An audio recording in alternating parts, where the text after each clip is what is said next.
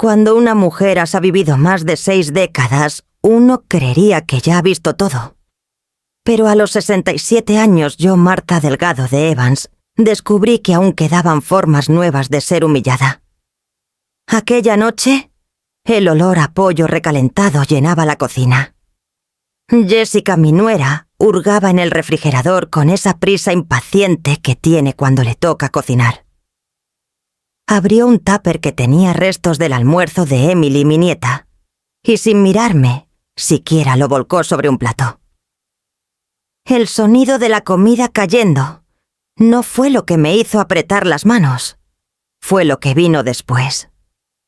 Con un suspiro dramático llevó el plato hacia el bote de basura de Pedal, lo abrió con el pie y con toda intención dejó que los trozos de arroz pollo desmenuzado y zanahorias cocidas cayeran adentro. Yo me levanté de la silla confundida, apenas alcanzando a decir: «Jessica, no hace falta». Pero ella, sin pestañear, metió la mano con una servilleta y recogió lo que acababa de tirar. Lo volvió a poner en el plato, lo metió al microondas y esperó con los brazos cruzados. Cuando sonó el bip, me lo colocó enfrente con una sonrisa tan afilada como cuchillo de cocina. «Aproveche, suegra. Aquí no se desperdicia nada».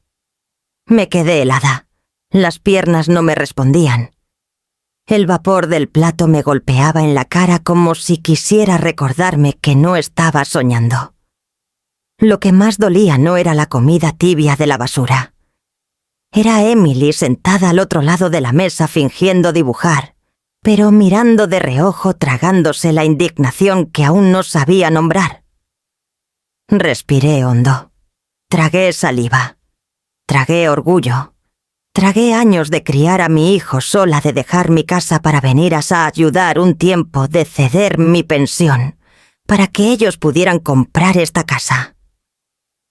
Tragué todo eso junto con cada grano de arroz de aquel plato indigno, porque en ese momento si decía algo sería la dramática. Y ya estaba harta de ser la nota incómoda en una familia que me había vuelto invisible. No respondí, no lloré, solo bajé la mirada y me puse a comer. Cada bocado era una cuchillada a la memoria de la mujer que fui, una mujer que alguna vez tuvo nombre casavoz, no una sombra sentada a la mesa por compromiso. Jessica se fue sin más, dejando su olor a perfume caro y su veneno flotando en el aire. Emily, en cambio, me trajo un vaso de agua sin decir palabra. Me lo puso al lado y antes de subir a su cuarto susurró: «No se lo merece, abuela». Yo asentí sin mirarla, sin fuerzas para más. Esa noche me costó dormir. No por el estómago revuelto, sino por algo más profundo. Esa clase de dolor que se instala en el pecho y no hace ruido, pero aprieta, como si alguien te jalara desde dentro. Y fue ahí, entre las sombras de mi cuarto, donde lo supe. Esa noche no fue la comida. Fue mi dignidad la que me hicieron tragar. A veces los recuerdos no llegan como una película suave, sino como golpes secos en el pecho. Esa noche, después del episodio con las sobras, me costó cerrar los ojos. Y cuando por fin lo hice, no descansé. Recordé. Tenía 23 años cuando conocí a Sergio. Era alto, moreno, con esa sonrisa tímida de los hombres que trabajan más de lo que hablan. Nos casamos en la parroquia del barrio con vestido prestado y música de bocina afuera. No teníamos nada salvo ilusión. De eso sí íbamos sobrados. 3 años después, nació Michael, nuestro único hijo. Cuando Sergio murió en un accidente laboral, yo tenía 30 años y una criatura de 2 en brazos. Nadie me preguntó si quería ser madre soltera. La vida decidió por mí. Trabajé en una papelería lavando ropa ajena los fines de semana y dando clases particulares por las noches. A veces la comida no alcanzaba, pero Michael nunca lo supo. Yo prefería decirle que ya había comido aunque no fuera cierto. Me hice experta en esas pequeñas mentiras que las madres repiten con sonrisa rota. «No tengo hambre, mi amor». come tú primero. Yo como después. Él creció sin lujos, pero con todo lo que pude darle: zapatos sin agujeros, cuadernos nuevos cada ciclo escolar y sobre todo un hogar con techo seguro.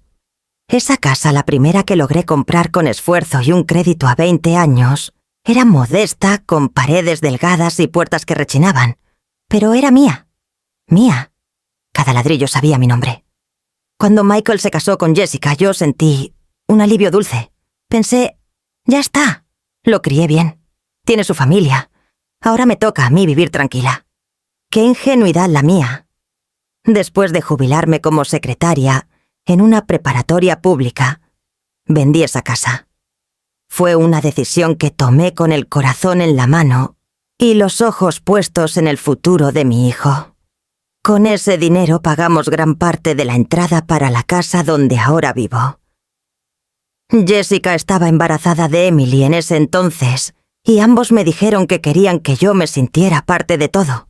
«Mamá, este será tu hogar también», me dijo Michael en la cocina abrazándome, mientras su esposa sonreía con labios cerrados.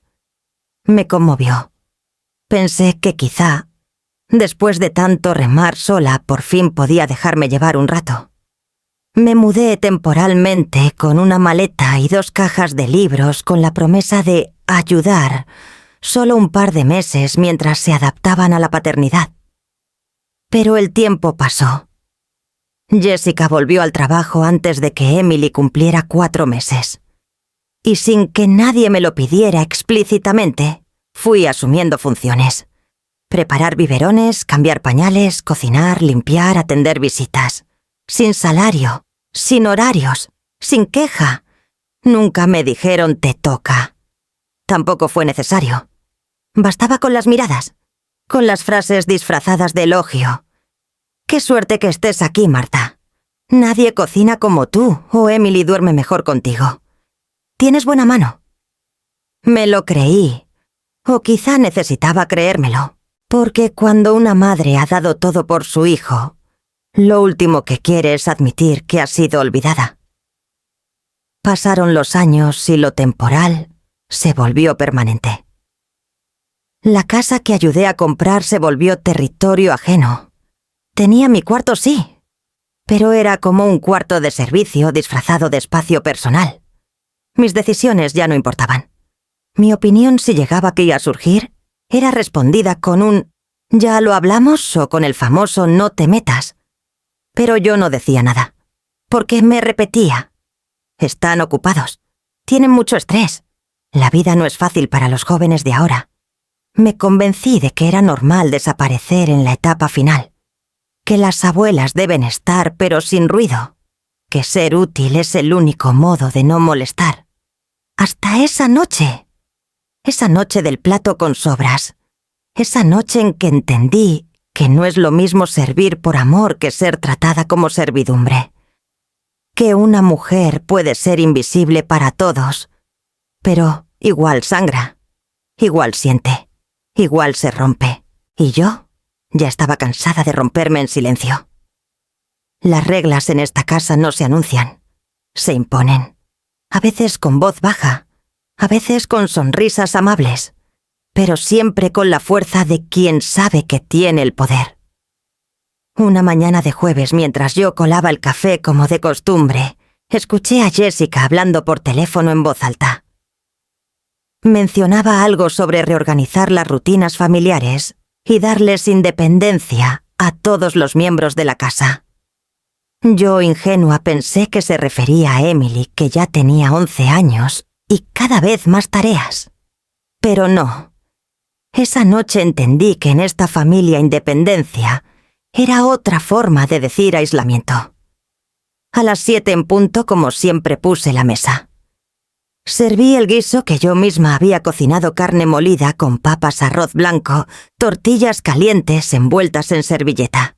Cuando iba por los vasos, Jessica se plantó frente a mí, cruzada de brazos, y con esa voz suya que parece educada pero corta como navaja, me dijo: «Martha, vamos a hacer un pequeño cambio.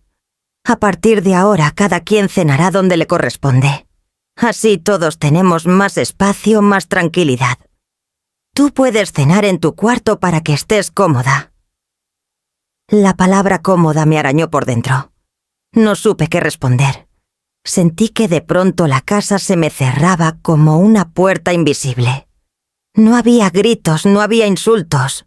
Solo un movimiento silencioso que me empujaba fuera del centro. Me estaban desplazando con delicadeza quirúrgica, como si fuera un mueble incómodo que ya no combina con la decoración. Michael no dijo nada. Siguió mirando su celular como si no hubiera escuchado. Emily bajó las escaleras con sus libretas bajo el brazo y se detuvo al vernos.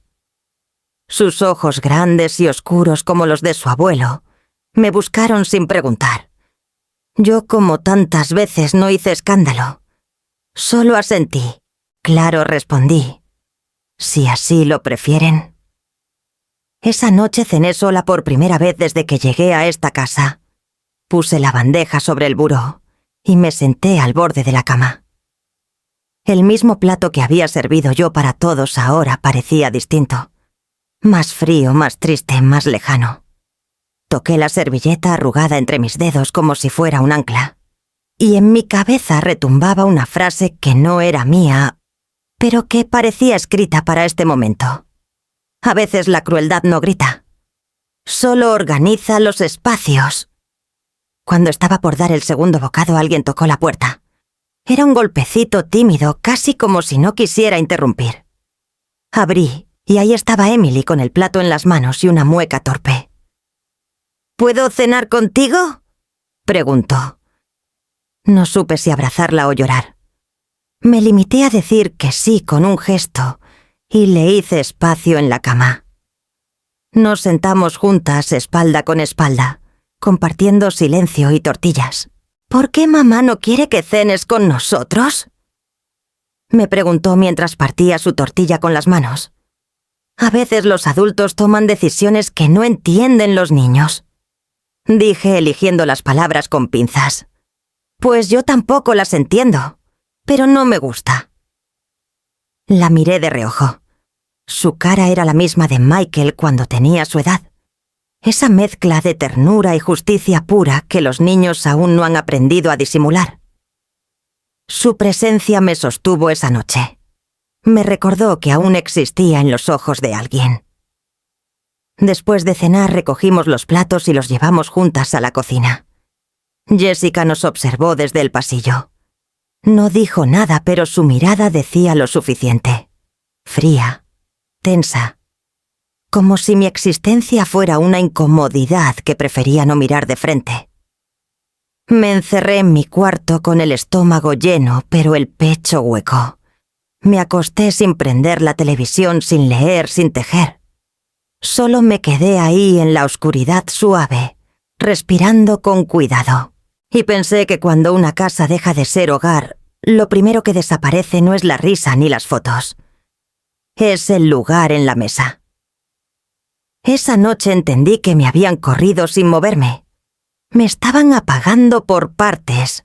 Primero fue el control remoto, luego la sala, después la cocina. Ahora la mesa. Y yo callada les dejé hacerlo. Desde que me mudé con ellos, nunca pasé una factura. Nunca pedí nada a cambio. Ni un peso. Ni un gracias. Porque en mi cabeza todo lo que hacía era por amor. Por familia. Por ese concepto que una carga como si fuera escudo, hasta que se convierte en cadena. Recuerdo bien el día que firmamos los papeles de esta casa. Michael y Jessica estaban emocionados, nerviosos. Emily aún no nacía, pero ya se sentía presente en cada decisión. Yo tenía algo de ahorros y había vendido mi casa de la colonia Roma. No valía millones, pero era mía. Y cada pared estaba pintada con mis esfuerzos de años. Cuando les ofrecí ese dinero para que pudieran cubrir la entrada de su nuevo hogar, no lo hice por obligación ni por lástima. Lo hice con gusto. Pensé que era lo natural ayudar a tu hijo a tener algo propio. Pensé que ese acto sellaba algo entre nosotros. Un puente, una pertenencia compartida. Jessica sonrió ese día, claro. Me dio un beso en la mejilla y dijo: «Gracias, Marta». Nunca vamos a olvidar este gesto. Esa frase con el tiempo se volvió ironía, porque sí olvidaron, o fingieron olvidar, que no es muy distinto. Luego vino el embarazo. Jessica se complicó los últimos meses, y ahí estuve yo lavando ropa, cocinando comidas sin condimentos, porque todo le caía mal, y asegurándome de que descansara. Después llegó Emily, y con ella la verdadera entrega. Me levantaba de madrugada para calentar leche, la dormía caminando por el pasillo, le cantaba canciones de cuna que ya creía olvidadas. Jessica volvió a Traquea a trabajar antes del 4.º mes, y Michael también tenía horarios imposibles. Así que la casa entera se convirtió en mi mundo. Los días se me pasaban entre pañales, purés y montañas de ropa. Cocinaba 2 veces por día. Limpiaba los baños. Me sabía las fechas de vacunación, los horarios del pediatra, las marcas de cereal, favoritas de todos. Y cuando no hacía algo bien, Jessica lo señalaba con ese tono tan suyo dulce, por fuera punzante por dentro. Marta, la ropa blanca no va con agua caliente. Marta, creo que a Emily no le diste su suplemento hoy. Nunca un gracias, nunca un descansa. Pasaron los años. Emily creció. Yo seguí cumpliendo. Empecé a notar que cuando venían visitas me convertía en invisible. Jessica mostraba la casa diciendo: «La elegimos con mucho esfuerzo», o «todo esto lo hemos construido poco a poco». Nunca mencionaba que más de la mitad de la entrada salió de mis manos, que esa alfombra que todos pisaban sin mirar, la compré yo, que cada vez que faltaba algo, la luz, el gas, las colegiaturas, ahí estaba yo, aportando desde mi jubilación. No por deber, sino porque no soportaba verlos ahogados, y sin embargo me fui desdibujando. Me convertí en esa figura de fondo que todos asumen que estará, que resuelve, que no se queja, que no necesita. Una figura sin historia propia. Un día durante un almuerzo familiar, escuché a Jessica contar cómo habían logrado comprar la casa sin ayuda de nadie. Fue un cuchillo. No por el dinero, por la memoria. Me di cuenta de que me habían borrado de la narrativa familiar. Me sacaron de la historia como si nunca hubiera estado. Pero lo curioso es que los papeles no mienten. Yo podría no aparecer en las fotos del álbum. Podrían no nombrarme en sus anécdotas. Podrían hacer como si no estuve. Pero mis transferencias bancarias aún existen. Mis depósitos, mis firmas. Mi nombre está ahí, en cada recibo que guardé por costumbre. Porque si algo aprendí siendo pobre, es que uno guarda todo por si acaso. Y ahora ese por si acaso empezaba a pesar diferente.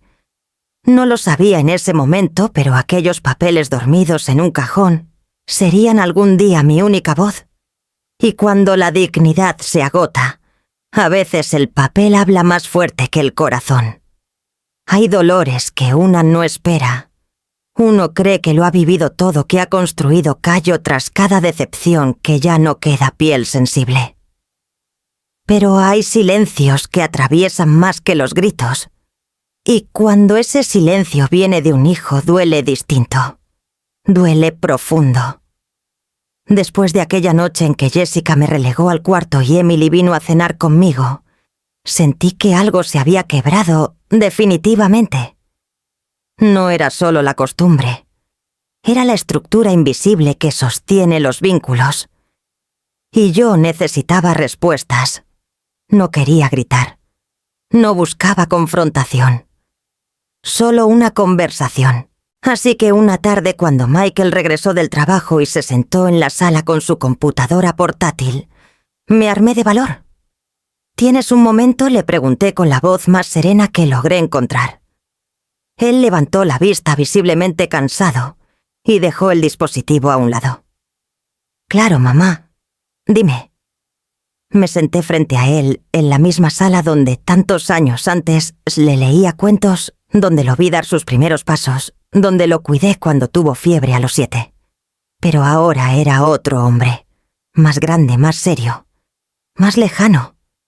Solo quería entender, dije, por qué ya no como con ustedes. ¿Por qué Jessica decide esas cosas sin preguntarme, sin tomarme en cuenta? Michael frunció el ceño incómodo.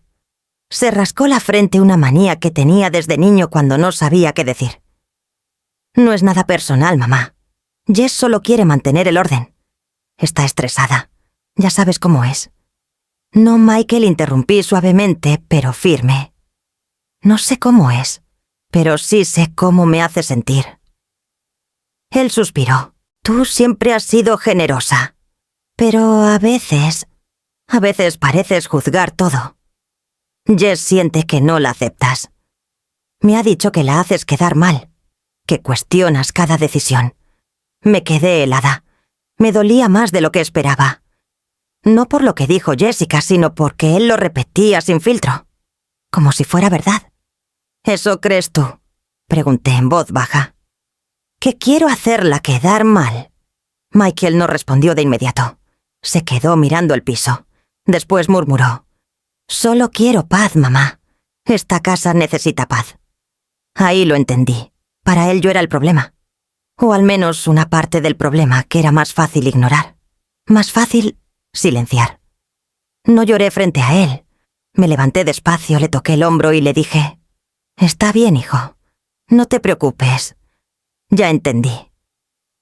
Y regresé a mi cuarto, que ahora parecía más pequeño que nunca. Me senté en la cama y dejé que el silencio me envolviera como una sábana mojada. Porque no hay soledad más punzante que la que se vive rodeada de personas. Los días siguientes, Michael evitaba cruzar más de 3 palabras conmigo. Jessica sonreía con amabilidad fingida. Y Emily observaba. Con sus 11 años ya entendía más de lo que decía. A veces se quedaba callada en medio de conversaciones incómodas. A veces me traía una galleta envuelta en servilleta, como si supiera que no había dulzura en mis días. Una tarde, mientras ella dibujaba en la mesa del comedor, noté que me miraba de reojo.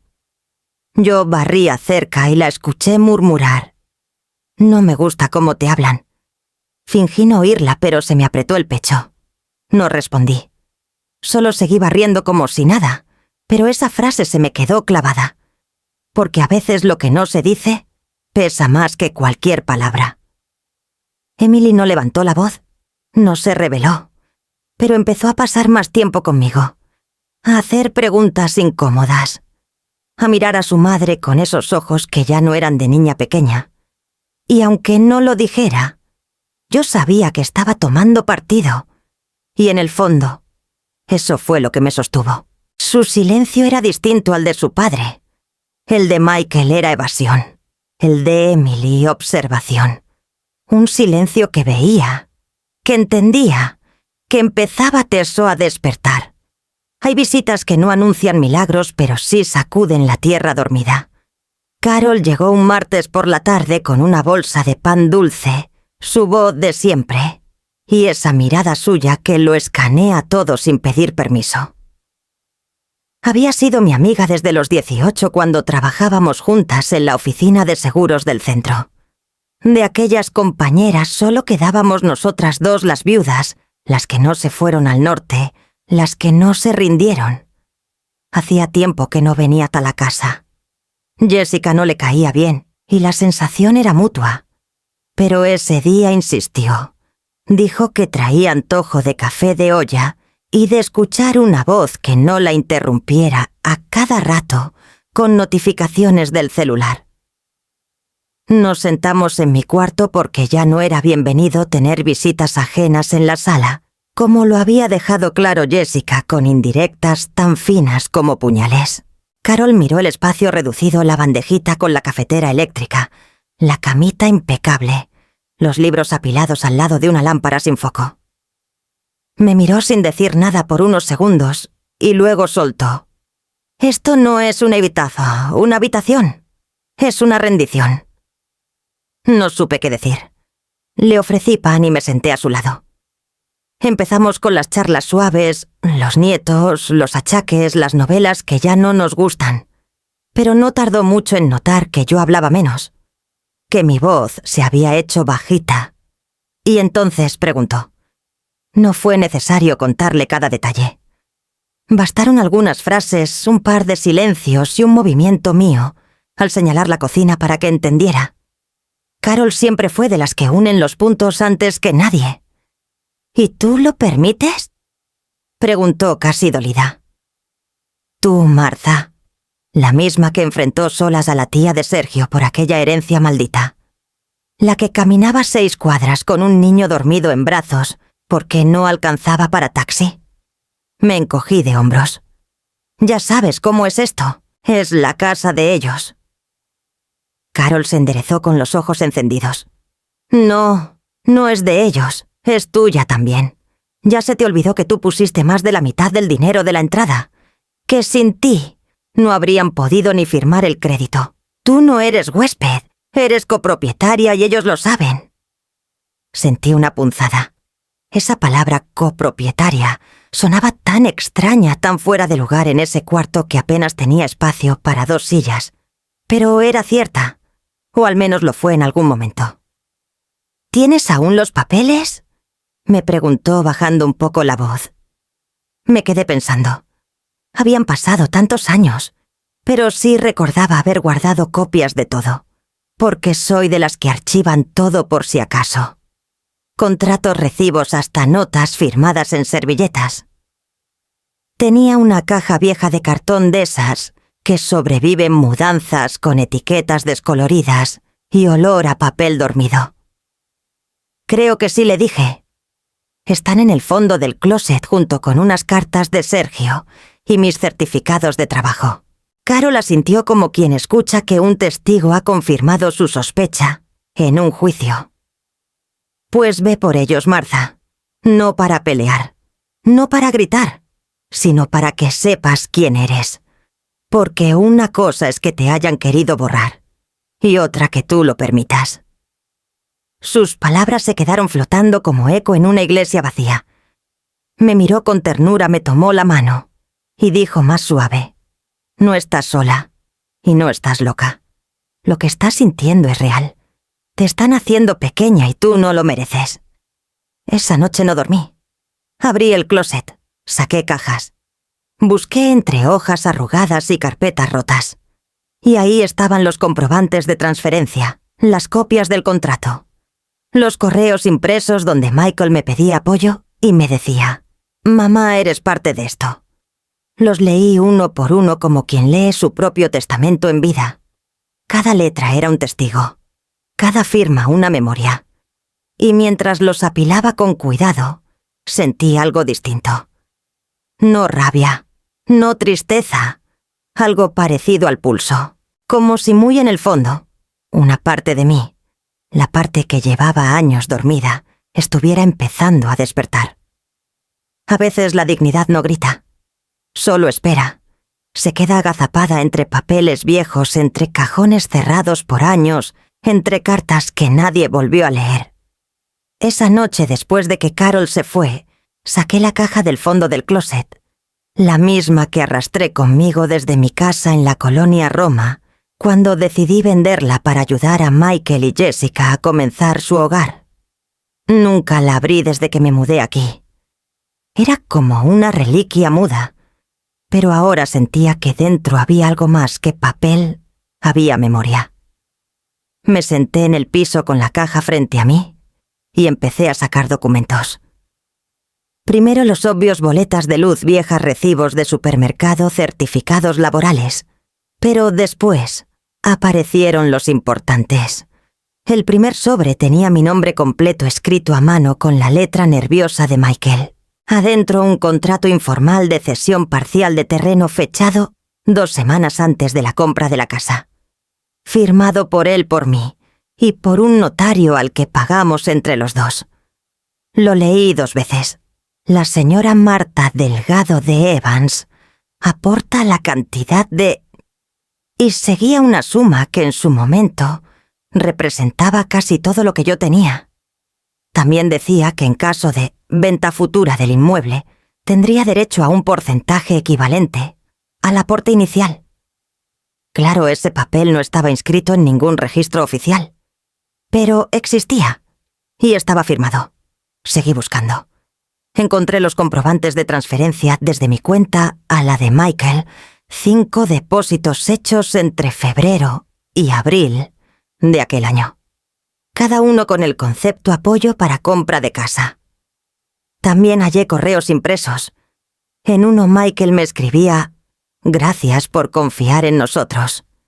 Sin ti este paso sería imposible».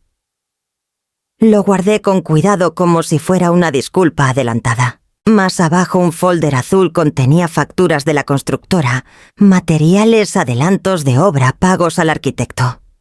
3 de esos pagos salieron de mi tarjeta. Recordaba haberlos hecho sin pensar. Jessica me dijo en aquel entonces que estaban atorados con el crédito. Yo, como siempre, resolví sin preguntar. Cuando terminé de clasificar todo el cuarto, estaba lleno de papeles extendidos como heridas abiertas. Pero no me sentí rota. Me sentí clara, porque ahí estaba todo. Años de sacrificios que no cabían en una conversación, pero que sí podían caber en un expediente. Tomé una carpeta de cartón rígido, una de esas escolares con liga elástica, y empecé a ordenar los documentos por fecha.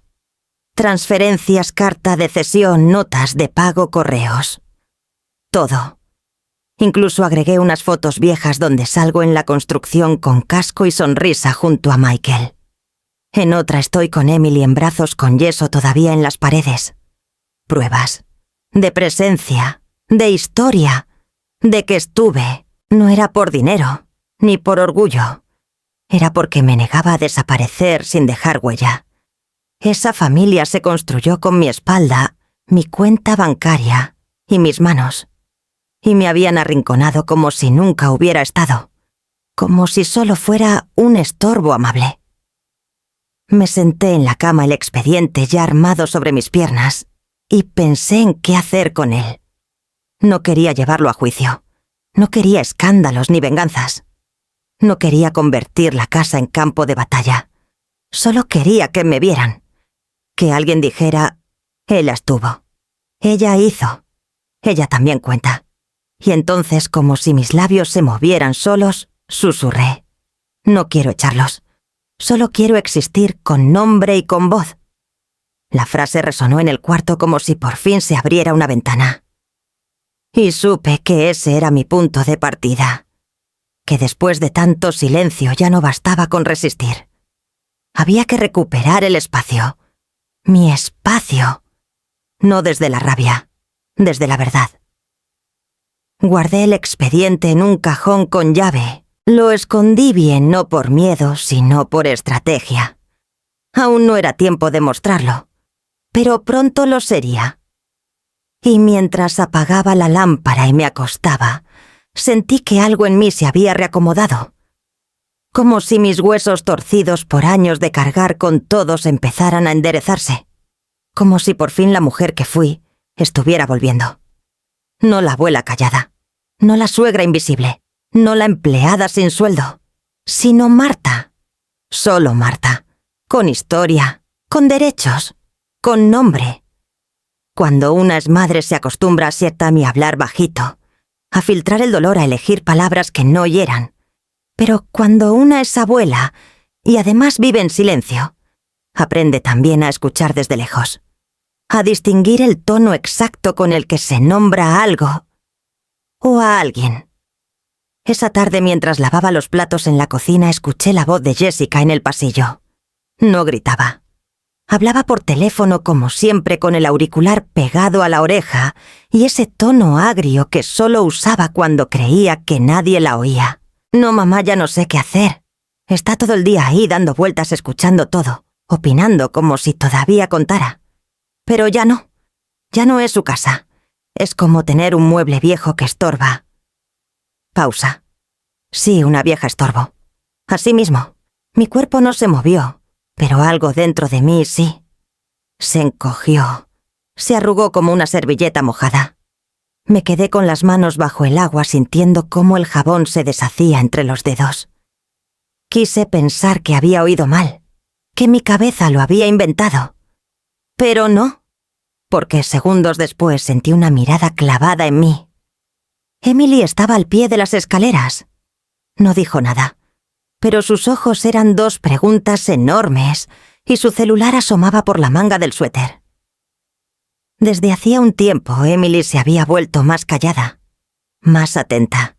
Observaba todo. Ya no era solo la niña que jugaba con muñecas. Era otra cosa. Una especie de testigo silenciosa de una casa que se deshilaba por dentro.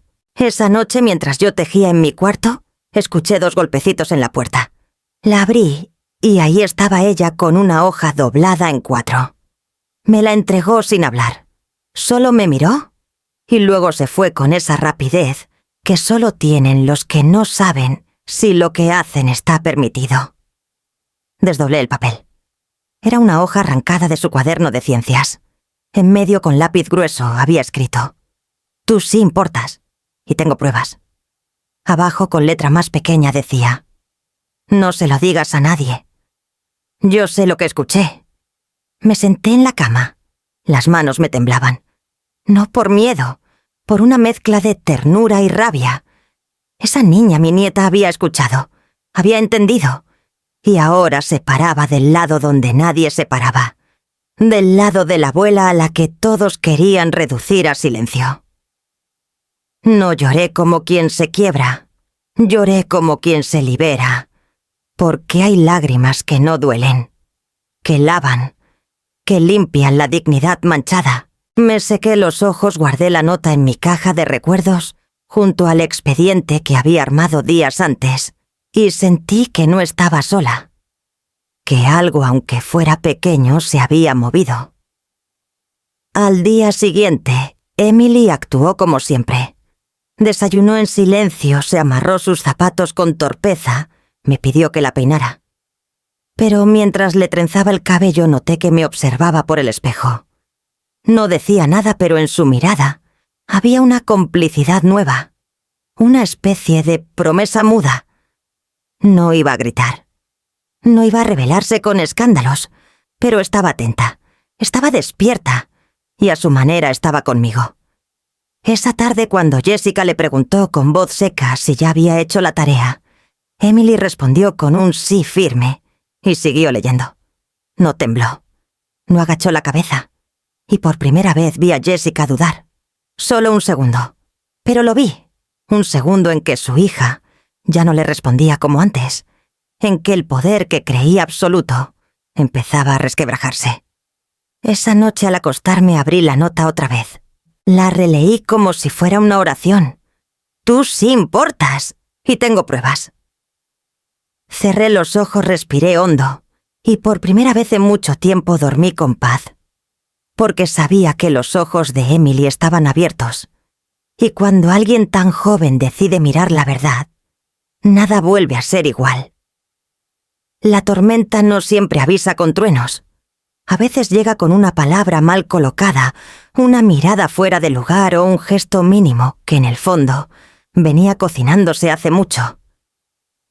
En esta casa la tensión se había vuelto parte del aire. Y como todo lo que se acumula sin resolverse, tenía que estallar. Fue un domingo cualquiera. Jessica había preparado pasta con salsa blanca, su especialidad según ella, y puso la mesa sin dirigirme la palabra.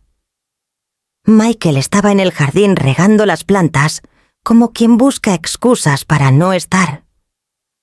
Emily subía y bajaba las escaleras con su celular en la mano y los audífonos colgando del cuello. Yo doblaba manteles en silencio como de costumbre. No sé en qué momento ocurrió. Solo recuerdo la voz de Jessica, aguda como filo. «¿Me puedes explicar esto?» Me giré y la vi de pie en el centro de la sala con el celular de Emily en la mano, desbloqueado, y la cara encendida de furia. En la pantalla se veía la aplicación de grabadora abierta y un archivo reproducido a la mitad. Reconocí mi voz en segundo plano, y luego la de ella, clara y tajante. Es una vieja estorbo. Se me heló la sangre. Emily bajó corriendo las escaleras pálida. «Mamá, ese teléfono es mío. Tú la grabaste», le gritó Jessica. «Estás espiando en esta casa». Michael entró justo en ese momento secándose las manos con un trapo. Miró a Jessica, luego a mí, y después a su hija. «¿Qué pasa, Jessica?» Se volvió hacia él con el teléfono en alto. «Tu hija nos graba, Michael. ¿Y sabes por qué? Porque tu madre la manipula. Le mete ideas, la pone en mi contra. Eso no es verdad», logré decir apenas. «¡Claro que sí!», gritó Jessica. «Desde que llegó, Emily anda rara. Te hace preguntas incómodas. Se encierra con ella. Y ahora la convence de que grabe conversaciones». Emily temblaba.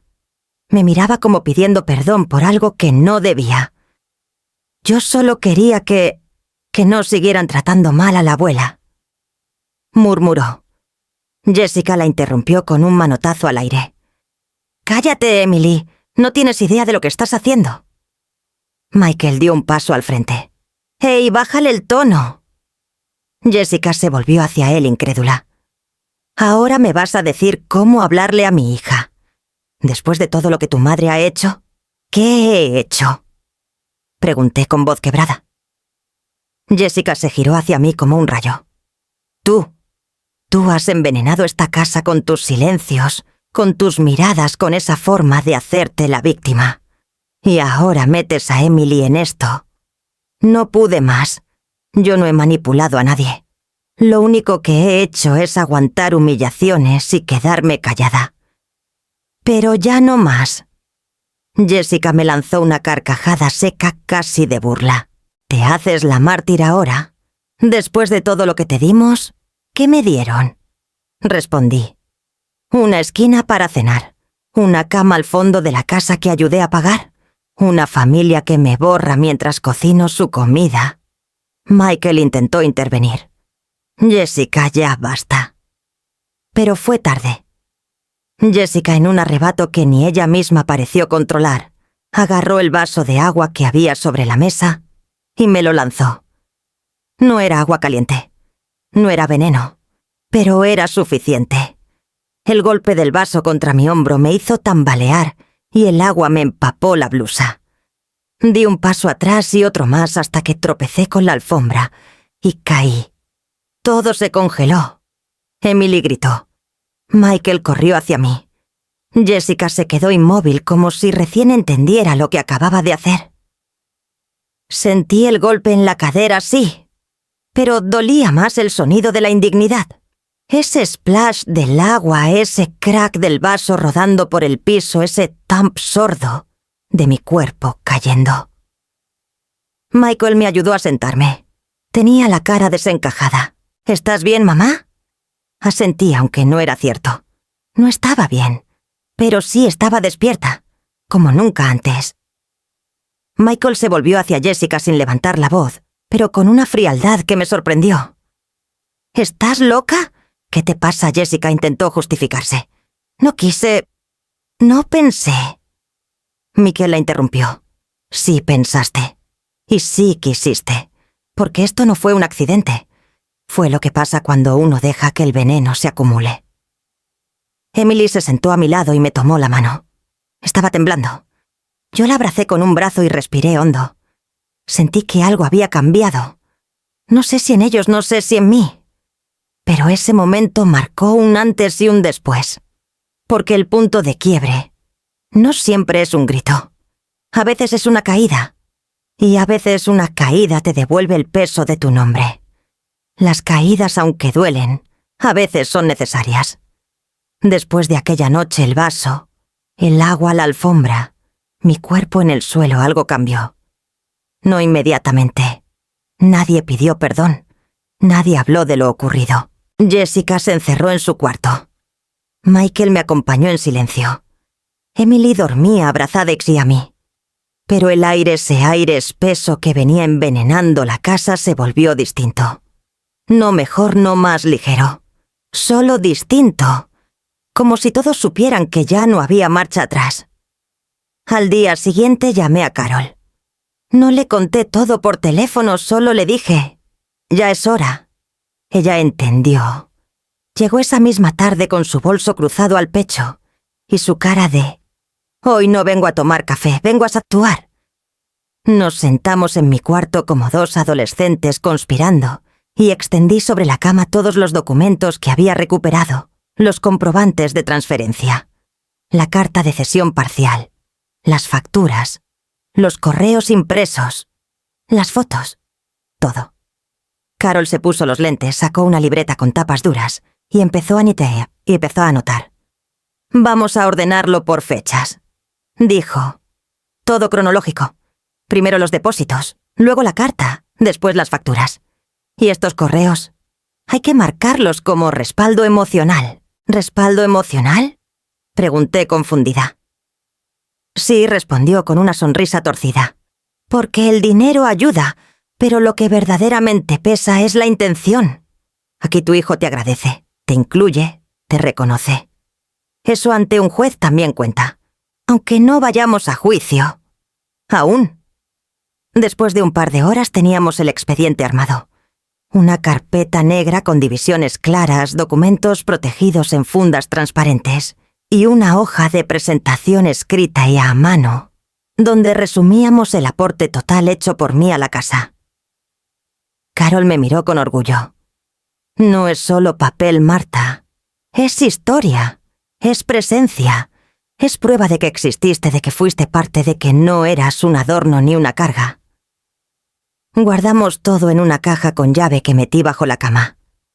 Luego Carol se quedó mirándome un rato y dijo: «Quiero presentarte a alguien. Un abogado.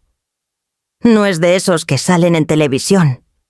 Es callado, meticuloso, pero tiene una memoria como navaja.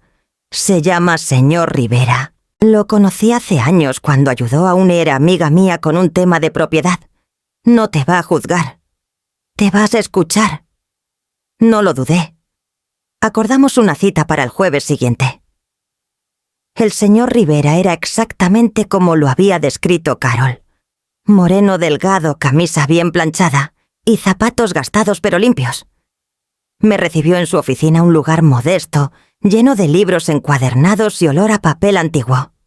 Me ofreció un té y me dijo: «Señora Martha, hable sin prisa. Aquí nadie la va a interrumpir». Y así lo hice. Le conté todo. Desde la venta de mi casa hasta el vaso de agua en la alfombra. Le entregué el expediente y lo revisó en silencio, haciendo pequeñas anotaciones. Al final levantó la vista y me dijo: «Tiene más que suficiente para reclamar legalmente su parte. Incluso podría exigir compensación. Pero la decisión es suya. Esto no es solo ley, es familia. Y la familia a veces hiere más que la justicia». Le pedí tiempo para pensarlo. Él asintió. «No hay apuro, pero ya no está sola». 2 días después de regreso en casa, noté que Michael andaba inquieto.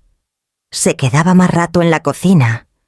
Me preguntaba cómo me sentía. Una noche lo encontré en mi cuarto hojeando el expediente que había dejado a propósito a la vista sobre la mesa. No me enojé. Lo dejé leer.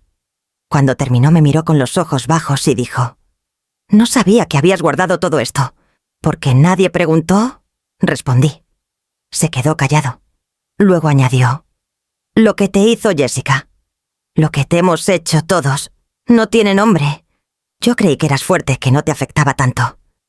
Pero veo que te fallé. Yo quise paz. Pero paz no es ignorar. Paz no es callar a los que uno ama». Me senté a su lado. No necesitaba oír más, porque en ese momento entendí que algo en él había despertado. Que el hombre que había criado no estaba perdido, solo dormido. Y ahora, por fin, abría los ojos. El expediente, ese conjunto silencioso de papeles, no solo servía para defenderme, estaba empezando a reconstruir puentes, porque a veces, para que te escuchen no basta con hablar. A veces hay que mostrar. Y yo por fin tenía cómo hacerlo. Escribir no me cuesta. Lo he hecho toda la vida. En listas de mercado, en libretas con recetas, en cartas que nunca envié. Pero aquella noche, al ver a Michael cerrar el expediente y salir del cuarto con los hombros caídos, sentí que las palabras necesitaban tomar forma. No desde el reclamo, no desde la herida, sino desde un lugar más hondo, más íntimo, desde ese rincón donde las madres escondemos todo lo que no decimos en voz alta. Me senté frente a la pequeña mesa que usaba para tejer y con mi letra de siempre redonda, apretada sin adornos, empecé la carta. Hijo, sé que este no es el momento más fácil para nadie. ¿Lo que leíste anoche lo que viste con tus propios ojos? No fue nuevo. Estuvo ahí desde el principio. Solo que ahora ya no se puede ignorar. No te escribo para culparte, ni para pedirte que tomes partido. No te pido que elijas. Te pido que mires con honestidad. Que veas la casa que ayudé a construir, no con ladrillos, sino con cuerpo, tiempo, cariño y renuncias. Que mires a tu hija que ya empiezas a distinguir lo justo de lo cómodo. Que mires a tu esposa no con ojos de esposo, sino con los de un hombre que debe poner límites sin romper lealtades. Me detuve. Pensé si debía suavizar algo, borrar una línea. Pero no. Las palabras duelen cuando son verdad, no cuando son injustas. Y yo ya no podía seguir edulcorando mi silencio. Michael, tú fuiste mi orgullo. Siempre. Cuando caminabas con tus zapatos grandes en la primaria, cuando te defendiste de ese niño abusivo en la secundaria, cuando me dijiste que querías formar tu propia familia. Nunca esperé perfección. Solo un poco de memoria. Porque olvidar no es solo dejar de recordar. Es elegir mirar hacia otro lado mientras alguien se borra frente a tus ojos. Y yo me he ido borrando poco a poco en esta casa. Me dejaron fuera de decisiones decenas de historias, pero lo que no se dice también pesa. Y yo ya no quiero cargar sola con todo. Sentí que los ojos se me llenaban de lágrimas, pero no las dejé caer. No aún. Seguí escribiendo. No busco venganza. No quiero quitarle nada a nadie. Solo quiero estar sin sentir que molesto. Quiero comer en la mesa sin que parezca un favor. Quiero opinar sin que se me mire con condescendencia. Y sobre todo quiero que sepas que aún te amo. Que mi dolor no cancela el amor. Pero sí lo reclama. Porque el amor también necesita espacio, reconocimiento. Voz. Y yo me quedé sin voz demasiado tiempo. Firmé con mi nombre completo como hacía cuando le firmaba autorizaciones escolares. Martha Delgado de Evans. Luego doblé la hoja con cuidado, la metí en un sobre blanco y escribí: para Michael. Cuando estés listo. La dejé sobre su almohada. No dije nada. No toqué el tema al día siguiente. Solo esperé. Como esperan las que ya no exigen, pero tampoco se resignan. Pasaron 2 días. El tercero lo encontré en la cocina solo. Jessica se había ido a una reunión. Emily estaba en casa de unas amigas. Michael tenía los ojos hinchados. En la mano sostenía el sobre ya abierto. ¿La escribiste tú?, preguntó como si hiciera falta confirmarlo. Sí, respondí. Se me acercó despacio. Me miró como hacía años no lo hacía, como cuando tenía fiebre y buscaba mis brazos, como cuando le rompieron el corazón por primera vez y no sabía a quién acudir. Perdóname, mamá. No dije nada. No era necesario. Entonces me abrazó. Fuerte. Largo. Como si algo en él también se rompiera, pero para sanar. Y en ese momento entendí que la carta no había sido solo para él. Había sido para mí. Para recordarme que todavía tenía palabras. Que todavía podía nombrar lo que dolía. Y que a veces lo más valiente no es gritar. Es escribir. Con verdad, con ternura, con memoria. No fue una invitación, fue una decisión. Esa semana después de la carta, después del abrazo, después del silencio, que ya no dolía como antes, le pedí a Michael que me ayudaras a organizar una cena. No una comida cualquiera. No el cumpleaños de nadie ni una fecha en el calendario. Solo una cena. Todos juntos. En la mesa. Como antes. Como nunca en realidad.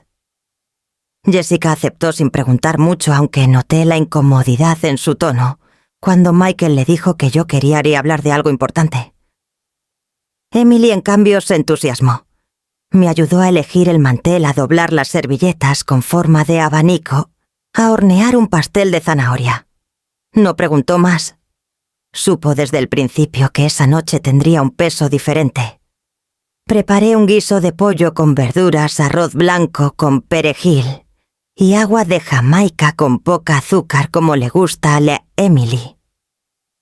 Lo serví todo en platos grandes, no en bandejas individuales. Puse velas. Encendí la lámpara de la esquina que llevaba años apagada y me senté en la cabecera, esa silla que no ocupaba desde... no sé cuándo. Cuando estuvieron todos sentados, respiré hondo. No temblaba. No me dolían las manos. No me sentía menos. Abrí la carpeta negra con el expediente, la misma que Carol me ayudó a armar, y la coloqué sobre la mesa como quien deja un álbum familiar, con fotos que algunos prefieren no mirar. Gracias por estar aquí, dije con voz clara. Sé que esto es incómodo para algunos, pero ha llegado el momento de decir ciertas cosas que he guardado por demasiado tiempo. Jessica se removió en su silla. Michael le tomó la mano firme. Emily me miraba con los ojos abiertos de par en par. Quiero comenzar diciendo que no estoy aquí para acusar ni para destruir. No me mueve la rabia, sino la necesidad. La necesidad de recuperar algo que perdí sin darme cuenta mi lugar. Abrí la primera sección de la carpeta y saqué los comprobantes de transferencia. Estos son los 5 depósitos que hice desde mi cuenta personal para pagar la entrada de esta casa. Algunos son de hace más de 10 años. Aquí están las fechas, los montos y los conceptos: apoyo para compra de casa, anticipo terreno, gasto extraordinario. Los dejé sobre la mesa en orden y pasé a la siguiente sección, la carta de cesión parcial. Este documento fue firmado por Michael, por mí y por un notario. Aquí se reconoce que mi aporte corresponde a un porcentaje del valor del terreno. No lo registramos, lo sé. Lo hicimos en familia con confianza. Pero existe, y lo firmamos con plena conciencia.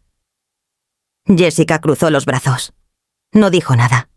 Su mirada oscilaba entre el papel y la pared, como si buscara una salida invisible.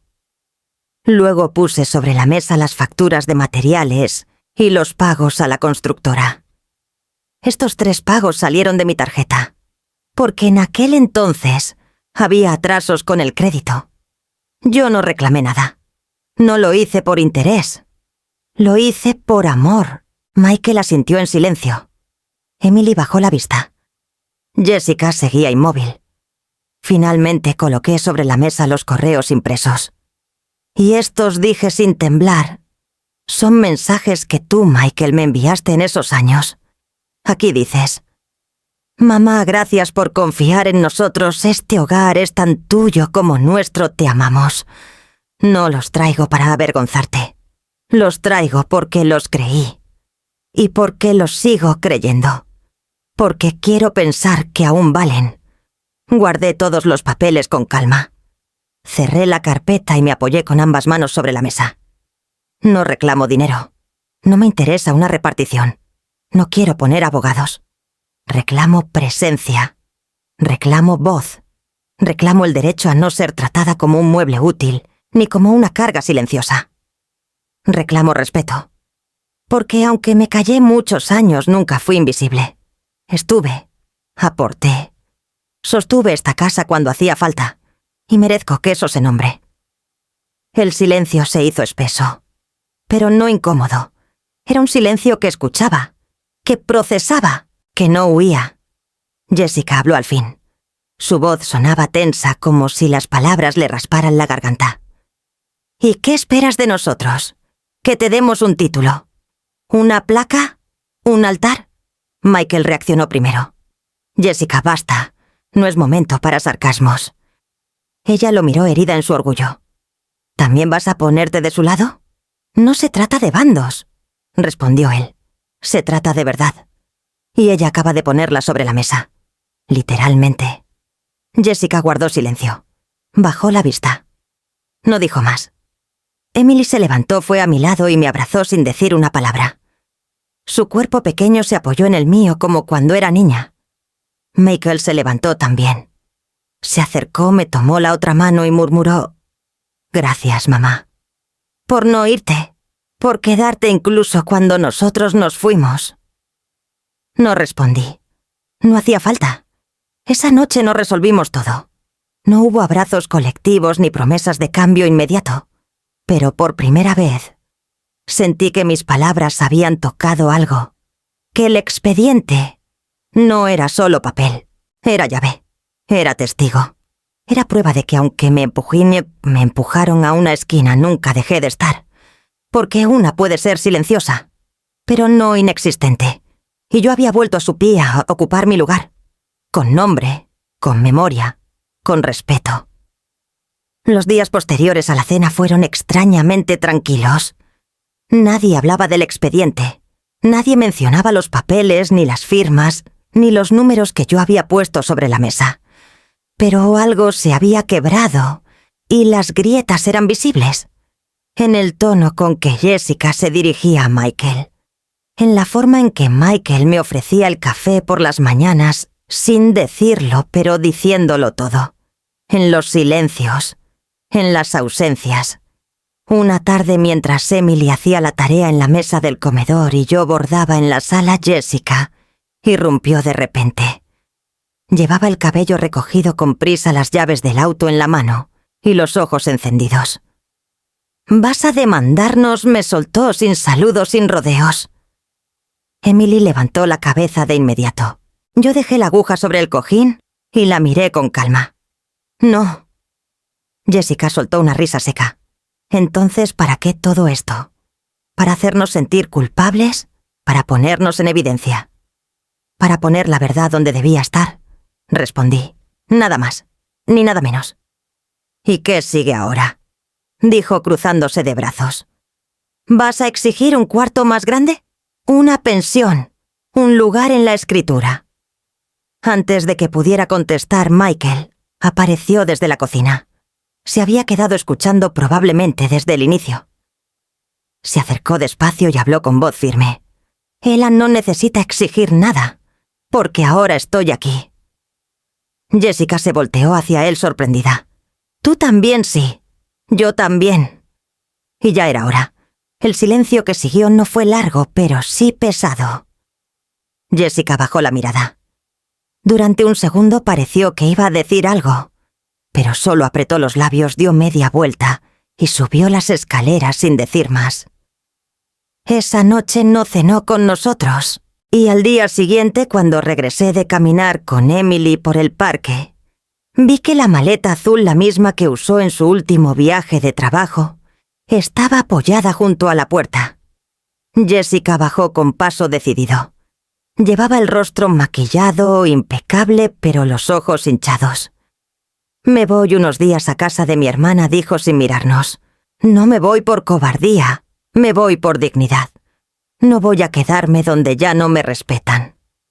Michael no contestó, solo asintió con la cabeza. Emily se mantuvo en silencio, parada detrás de mí. Jessica se fue sin despedirse. Ni de su esposo, ni de su hija. El primer día sin ella la casa se sintió hueca. No vacía, solo menos tensa. Como si las paredes pudieran respirar. Michael se encargó de preparar la cena. Emily puso la mesa. Yo corté unas flores del jardín y las puse en un florero que llevaba años sin usarse. Al terminar de comer, Emily me miró y dijo: «¿Puedo dormir contigo esta noche?». «Claro, mi amor», respondí sin pensarlo. Trajo su almohada, su libro, y se acomodó a mi lado como si siempre hubiese sido su cuarto. Esa noche, mientras la veía dormir, me descubrí sonriendo. No por triunfo, no por venganza, por una paz que no recordaba haber sentido en mucho tiempo, por la certeza de que aunque las piezas se hubieran movido, algo empezaba a reacomodarse con sentido. Los días siguientes, Emily decidió quedarse en mi cuarto.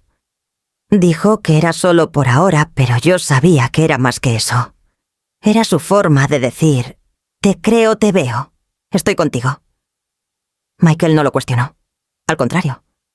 Una noche mientras tomábamos té en la cocina me dijo, no sé cuánto va a durar esta calma, pero al menos ya no me siento ciego. Yo asentí mirándolo con ternura. Nunca estuviste ciego, hijo. Solo cerraste los ojos un rato. Michael bajó la mirada. Luego levantó la taza y brindó con una sonrisa tenue. Por las mujeres que nos enseñan a mirar. Chocamos las tazas suavemente, y por primera vez en años, sentí que aquella casa, la misma que ayudé a construir, la misma que me negó durante tanto tiempo, empezaba a parecerse a un hogar. No por su estructura, sino por lo que ahora contenía: verdad, presencia, consecuencia. Porque después de toda caída, si hay amor real, también puede haber reordenamiento. Y yo no buscaba castigo, solo claridad, solo esa forma de justicia que no lastima, pero sí deja claro que no se puede seguir igual. Y en ese silencio nuevo, hecho de respeto y no de miedo, comencé a recuperar algo más que mi lugar. Comencé a recuperar mi nombre. Hay silencios que pesan y hay silencios que curan. El de esos días era de los segundos. Jessica no estaba, pero por primera vez, su ausencia no se sentía como una amenaza ni como una herida abierta. Era simplemente un espacio que ya no ocupaba lo que no debía ocupar. La casa sin su energía parecía más liviana, más verdadera, más respirable. No hubo una conversación formal, no se redactaron nuevas reglas, pero los gestos, los actos pequeños fueron construyendo otra rutina, un nuevo orden que no se impuso con gritos ni discusiones, sino con presencia y sentido común. La primera noche sin Jessica, Michael me preguntó qué prefería cenar. Lo dijo así, sin adornos. No era un ¿qué hay para comer? Ni un ¿quieres algo en especial? Sino una verdadera consulta. Me sorprendió. No tanto por la pregunta, sino porque realmente esperaba mi respuesta. Lo que quieran, le dije, y él insistió. No, mamá. Lo que tú quieras. Cocinamos juntos. Algo sencillo, sopa de fideos con calabaza y unas quesadillas. Emily se encargó de poner la mesa. Puso 3 platos iguales sin bandejas separadas, sin rincones. Me senté con ellos en el centro, como nunca antes, como siempre debió haber sido. Durante la cena hablamos de la escuela, del trabajo, del clima. Ningún tema tenso. Pero tampoco hubo esa tensión muda de otras veces. Cada quien dijo lo suyo. Incluso yo. Opiné sobre el nuevo proyecto de Michael. Emily me pidió ayuda para su clase de historia. Y cuando terminé de contar una anécdota vieja sobre su abuelo, ambos me escucharon con atención real. No con esa cortesía vacía de antes. Me escucharon como quien mira algo que por fin aprende a valorar. Esa misma semana Michael me pidió que lo acompañara y hablar con el contador. Quería revisar los papeles de la casa para dejar todo claro, dijo. No era solo por legalidad, era un acto simbólico. Reconocer por fin, no solo con palabras, sino con acciones, que yo no era una invitada, ni un favor extendido por lástima. Era parte de la historia, de la estructura, del presente. También empezó a consultarme decisiones cotidianas, desde qué color pintar la sala, hasta si debíamos cambiar de proveedor de gas. No porque no pudiera decidirlo solo, sino porque entendió al fin que mi opinión tenía valor. que mi experiencia no era un estorbo, sino un recurso. Emily, por su parte, parecía florecer con la nueva dinámica. Llegaba de la escuela con ganas de contar. Me enseñaba sus dibujos, sus exámenes, sus ideas. Me hablaba sin miedo, sin pausas, sin la cautela que antes usaba al mencionarme frente a su madre. A veces se quedaba dormida en mi cama leyendo, y otras veces me esperaba en la cocina para preparar pan tostado con canela.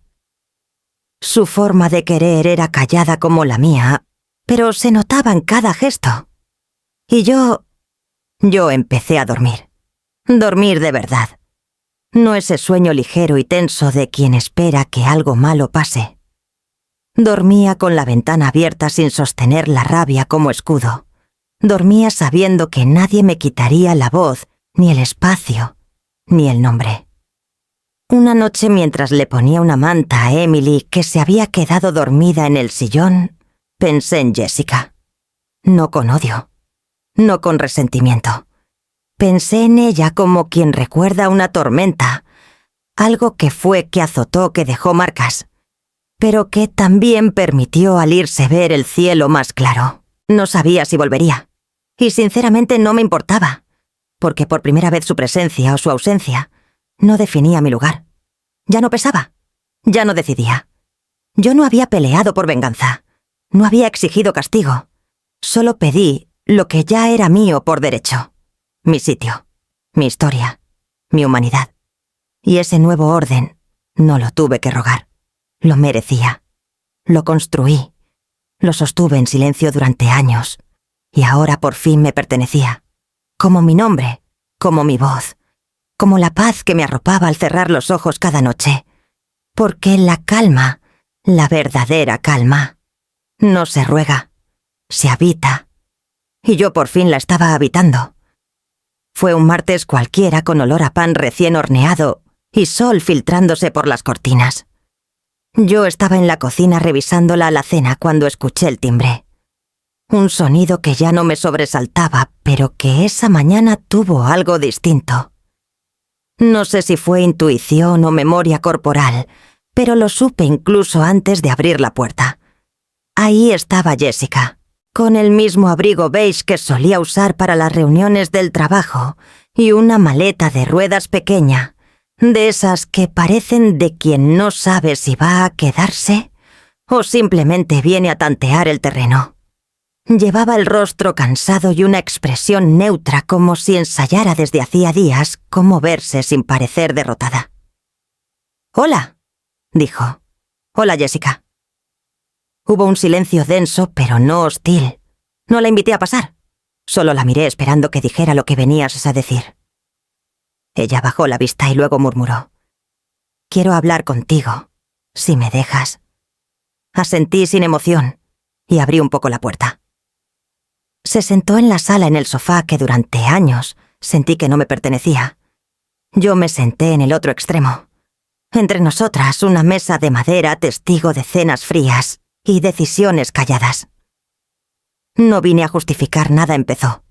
«Sé que me equivoqué, que me pasé, que te traté mal. Pero también sé que esto no se soluciona con un perdón. Solo no quiero estar fuera.